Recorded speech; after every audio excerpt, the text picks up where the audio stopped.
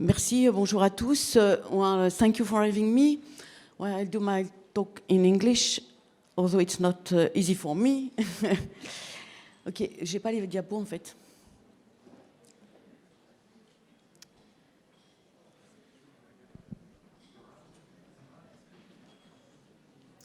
Merci. Well, so I'm not a psychiatrist, not a neurologist. I'm a neonatologist, and I'm very interested in the fetal environment and, in particular, nutritional environment. And we're going to explore together during the following minutes the consequence of the maternal nutritional environment on neurodevelopment and mainly maternal obesity. So you know that that the obesity is a main problem in the world. Here you can see the prevalence of obesity among women more than 20 years old, and there are s'il n'y a pas de pointeur. And you can see that in the Western country, but also in Asia and in Australia, in part of Africa, there are high prevalence of obesity in young women. And indeed, maternal obesity during pregnancy is a growing concern. In the first graph, you can see that in the US, in the overall population, it's the prevalence is over 30%, and in the non-Hispanic Black, it's 55%. It's a very high level, very high prevalence of obesity. And in Europe, you have the prevalence according to the different countries in Europe, and in some countries you can see that it's over 20%. Then it's really a main problem, and when we speak about maternal obesity and fetal outcome and offspring outcome, we refer to the concept of programming or developmental origin of health and disease. And this concept said that there is a link between the alteration of the intrauterine environment and the development of disease in adulthood. And indeed, deleterious stimuli in utero results in altered development of certain organs during fetal life and increased susceptibility to later disease in adult life. And among these deleterious stimuli, there is maternal nutritional environment, because this can link to disrupt maternal metabolic and nutritional environment that increase disease in adulthood. With one of my colleagues that works in INRA, we made a review of the consequence of maternal obesity during fetal life, during neonatal period, but also in offspring. And we focus in this review on the cardiometabolic health, and you can see that maternal obesity leads to higher BMI, higher fat mass, increased blood pressure, increased insulin resistance, impaired lipid profile, etc. And the double star showed that there is an additive effect of excessive gestational weight gain on this outcome. But what's about neurodevelopment, and we will explore this point. First, I will show you data from human studies, and this is one of there are few meta-analyses, and I think it's the only one that explored maternal pre-pregnancy obesity and child neurodevelopmental outcome. This meta-analysis included 32 papers, and you can see that it showed that the risk for an overweight mother to have an infant with any adverse outcome was increase of 17%, and it was increase of 50% in obese mother. And when they looked at the specific neurodevelopmental outcomes, they find for ADHD, ASD, and cognitive intellectual delay an increase in the risk for overweight and obese women, and these risks are higher for obese women in general, and we will see that further. And what it's interesting, and I think it's important to have these notions. In this meta-analysis, the author explored the level of risk according to the design or the quality of the study. And you can see that when according to the grade of the study of low grade find higher risk than study of high grade. Also, the retrospective studies find higher risk than prospective studies, and also the level of the sample size made different level of risk. But anyway, in every situation, the risk remains significant, as you can see. And we can say that overall, maternal overweight or obesity before pregnancy significantly increase the risk of neurodevelopmental problems. And in these cohort studies that involve more than 1,700 children that were tested at 5-year-olds, this study allowed to show that there is a dose effect of maternal BMI, and you can see that there is an inverse association between maternal BMI and children IQ. As you can see in the first graph, and also when it was adjusted on maternal IQ, the effect is attenuated, but still significant. And overall, for each unit increase in maternal BMI, child IQ decrease of 0.4. And when it was adjusted on maternal IQ, it was 0.3, but it remained significant. And also, I told you before about the effect of gestational weight gain on cardiovascular outcome, and on cardiovascular outcome when it has another effect on maternal obesity. And I just want to precise for you that gestational weight gain, well, there is recommendation for gestational weight gain according to maternal nutritional status. And you have the figure that show you the recommendation, and you can see that for overweight women, the recommendation is a weight gain during pregnancy between 7 and 11.5 kilogram, and for obese women, between 5 to 9 kilogram. And the figure presented here analyze the effect of excessive gestational weight gain with and the risk of ISD. And you can see that in cohort study, the risk of ISD is increased by 10% in case of excessive gestational weight gain. It's the whole population, not only obese women, and 40% in case control studies. And the problem is that about 50 to 70 obese women gain more weight gain than recommended by the Institute of Medicine. And in this study, the author explored the association of maternal obesity and excessive gestational weight gain. Well, they find, like the study I showed you before, that there is an inverse relation between maternal BMI and children IQ. But when excessive gestational weight gain is associated with maternal obesity, overweight or obesity, you can see that there is a decrease in children IQ. And this is a prospective cohort, and children were evaluated at about 7 years old.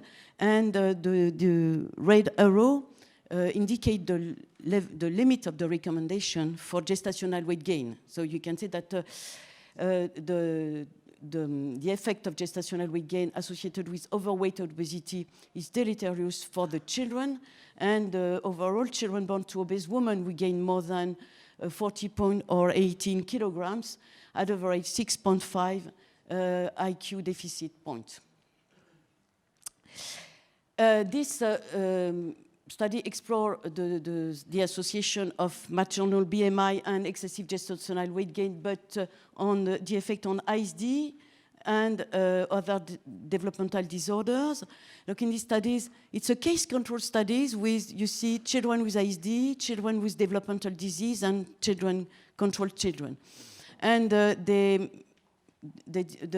mother was classified as normal weight or IBME, that is over 25 kilogram square meter. And when the gestational weight gain was between 16 and 20 kilograms, you can see that the risk for ISD or developmental disorder was increased, significantly increased at about twofold. And and about twofold. Yes. And another point, important point, maternal obesity is often associated during pregnancy with diabetes, often gestational diabetes. The risk of gestational diabetes is increased 2- or 3-fold in obese women.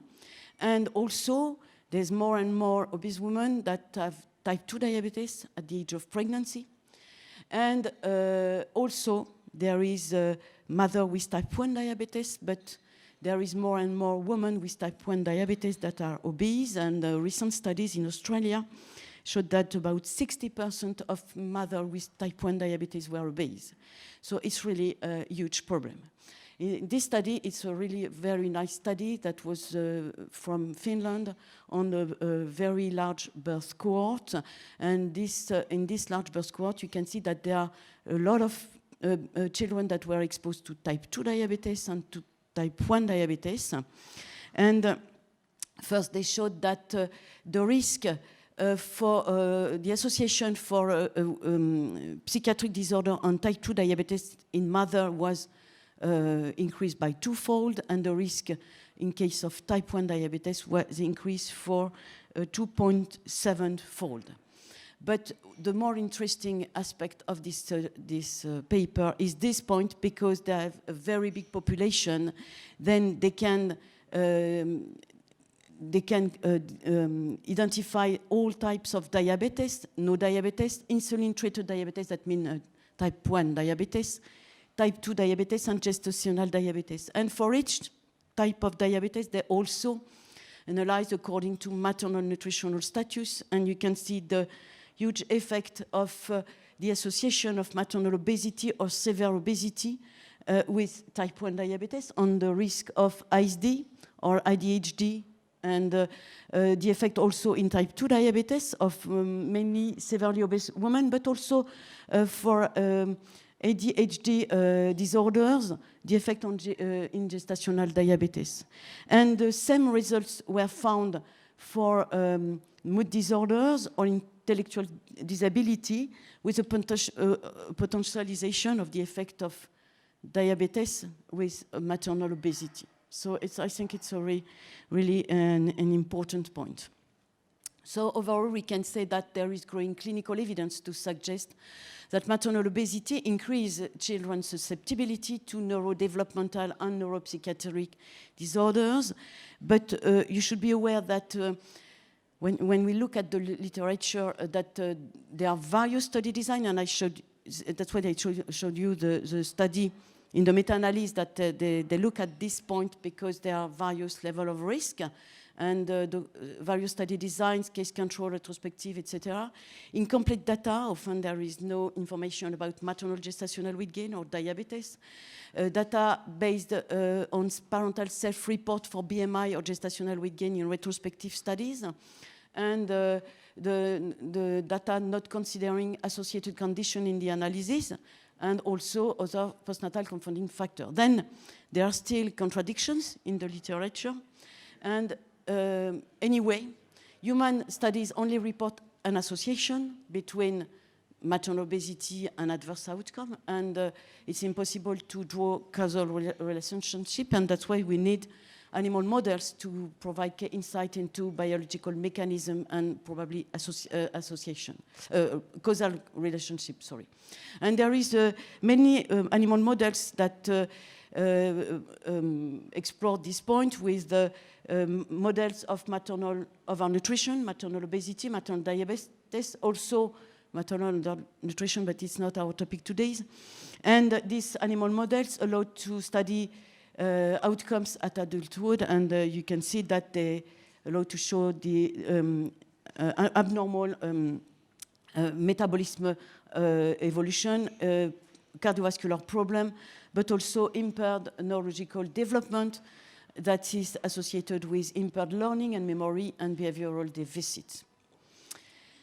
And this slide summarized the finding from animal studies that were found in models with maternal obesity. The main studies are in mouse or rats with high-fat diet or high-fat diet, high-fat, high-sugar or high-fat diet.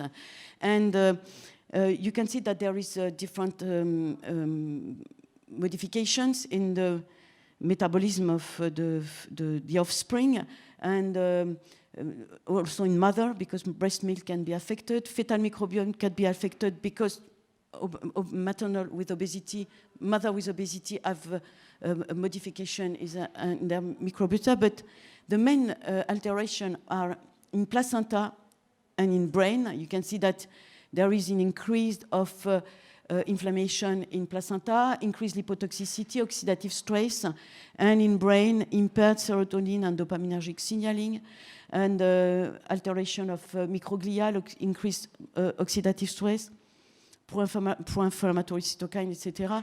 And most of these modifications are linked with fetal epigenetics. And I think one important point is the link between fetal brain and placenta, or what I call the placenta-brain connection.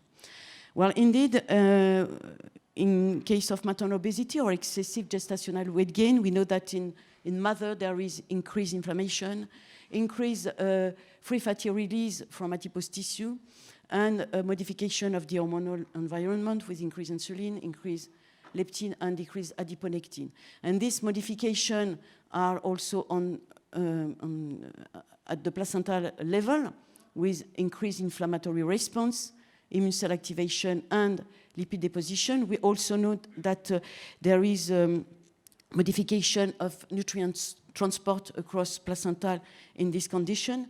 And in the fetus, you will find also the increased peripheral inflammation. And in these studies, the author showed that there was an increase in the inflammatory cytokine in placenta, but also in fetal blood and in maternal blood.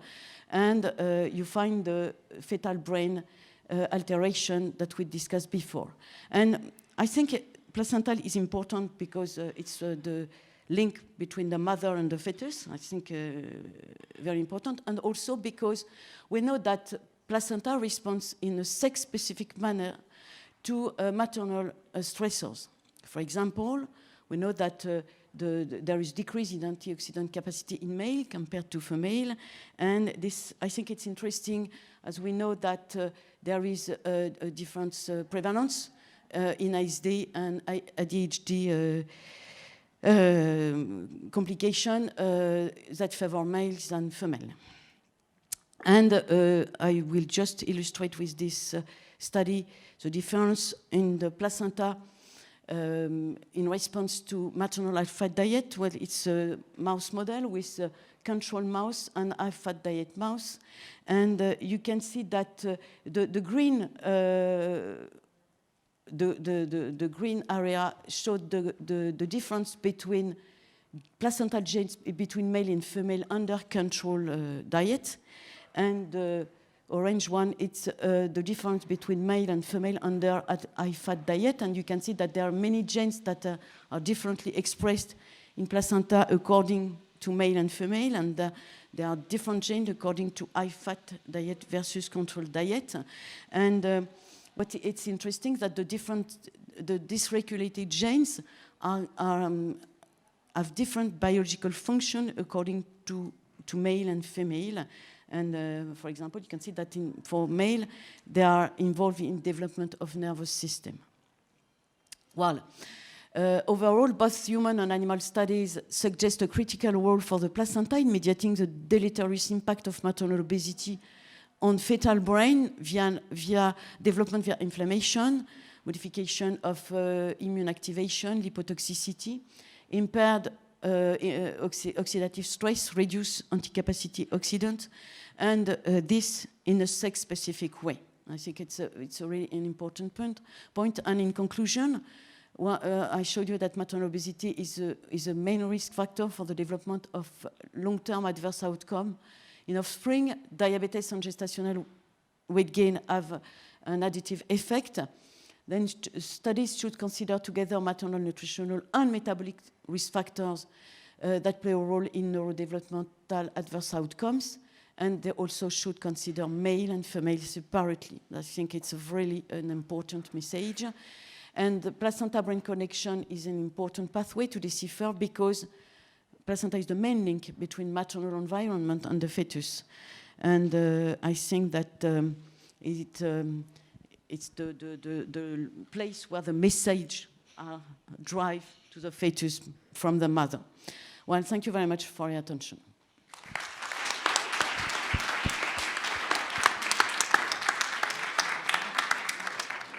Merci Delphine. Est-ce qu'il y a des questions? Oui. Merci beaucoup pour cette présentation. J'avais deux petites questions. Vous parlez de lien entre obésité et puis ASD, ADHD. Et dans l'obésité, ça touche quand même plusieurs organes. Je me demandais si en fait il n'y avait pas une variable inflammation qu'il faudrait considérer en fait chez les mères obèses, voir s'il y a un différent niveau d'inflammation qui pourrait augmenter le facteur de risque. Et la même chose pour le contexte socio-économique au final, qui est souvent aussi lié avec l'obésité. Et la deuxième question, c'était sur le ratio homme-femme chez les ASD et ADHD, parce qu'on entend qu'en fait, il y a peut-être un sous-diagnostic des femmes. Est-ce que vous avez un commentaire? Alors ça, donc sur l'autisme, je ne m'avancerai pas. Donc d'abord, oui, donc l'inflammation semble jouer un rôle important et ça revient beaucoup. Effectivement, selon le type de répartition des graisses viscérales ou périphériques, probablement le niveau de l'inflammation est différent. Mais alors je crois qu'on n'en est pas là au niveau de la finesse des études, parce que quand on voit que on connaît souvent pas forcément la prise de poids, le diabète, et que vous avez vu l'impact que peut avoir le diabète sur aussi l'association avec l'obésité. Et donc ça, je pense que, en effet, c'est des choses qui restent à explorer pour l'avenir. La deuxième question, c'était...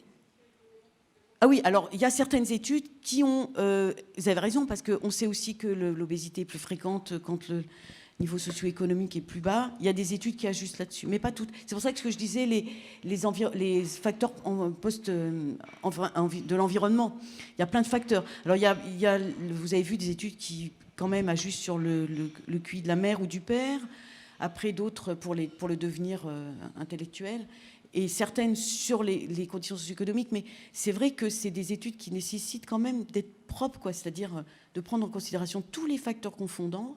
C'est-à-dire qu'on peut le faire sur les études comme l'étude finlandaise. Vous avez vu elle a ajusté, je vous avais mis les facteurs d'ajustement. Quand vous avez presque 700 000 patients, vous pouvez faire les ajustements. Donc en fait, il faut faire des grosses cohortes. Et vous avez vu, dans la méta-analyse, il y avait des cohortes, donc on disait en dessous de 800, bah oui, on a un niveau de risque qui est plus élevé, parce que moins on a de monde, mais on fait des ajustements aussi, effectivement. Donc ça, c'est très important. Après, moi, je ne suis pas en capacité de dire qui est bien diagnostiqué, qui est bien sous-diagnostiqué, parce que ce n'est pas mon métier. Et que je ne sais pas si les filles sont moins diagnostiquées que les garçons. Ça, je ne peux pas répondre.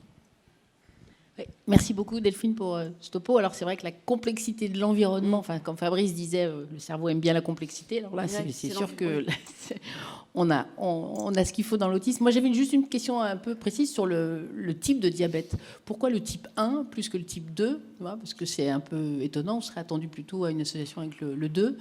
Alors donc ça, c'est un vrai souci. Et en réalité, d'ailleurs, je suis en train d'essayer de faire un travail avec une de mes jeunes collègues sur... Parce qu'en fait, on dit, voilà, le diabète de la mère expose à des risques à long terme, machin, etc. Bon. Mais en fait, justement, on essaye d'analyser avec les données de la littérature quel est le niveau de risque en fonction du type de diabète. Parce qu'en fait, dans les méta-analyses, vous avez le risque diabète type 1, diabète type 2, diabète gestationnel. Mais nous, on veut prendre dans une même cohorte quel est le niveau de risque en fonction du type de diabète. Et donc, par exemple, c'est-à-dire qu'à mon avis, le mécanisme de nuisance n'est pas le même.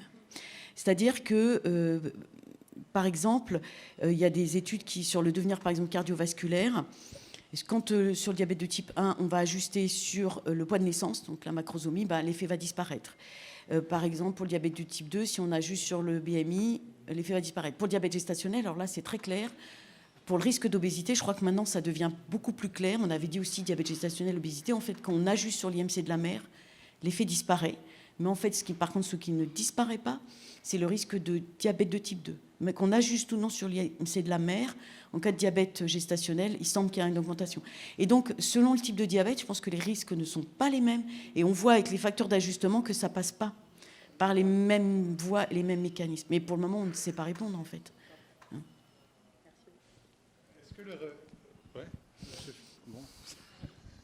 Est-ce que les retards de croissance intra-utérin sont des facteurs qui sont importants et qui pourrait expliquer les différences entre les diabètes de type 1 et les diabètes de type 2? Alors, donc effectivement, il y a des retards de croissance intra-utérin, mais c'est quand même pas ce qui prédomine en cas de diabète maternel. On le voit plus fréquemment en cas de diabète de type 1, mais aussi à la fois, nous, on avait fait une étude sur les données françaises, toutes les naissances après 22 semaines en 2012. On avait un risque de macrosomie pour le diabète de type 1 qui était multiplié par 7, multiplié par 3 pour le diabète de type 2 et pour à peine 2 pour le diabète gestationnel. Donc, ce qui va prédominer, c'est quand même la macrosomie.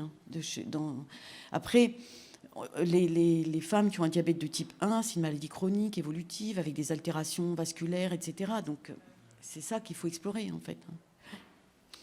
Oui, on fait une question dans le même sens sur l'impact de déséquilibre nutritionnel durant la période périnatale. Donc là, vous parlez des régimes obésogènes qui sont associés avec des risques de maladies cardiovasculaires et d'autres, mais il y a aussi d'autres régimes de restriction protéique qui sont eux aussi associés avec des risques de pathologies j'ai dit que c'était cardiovasculaires. Voilà, ça faisait partie des Exactement. modèles, mais que c'était pas... Est-ce que vous avez étudié aussi dans cette population-là le risque d'ASD? Est-ce qu'il est aussi augmenté? Non, j'ai pas regardé parce que là, en fait, on a un petit focus parce qu'on a un travail qui va commencer.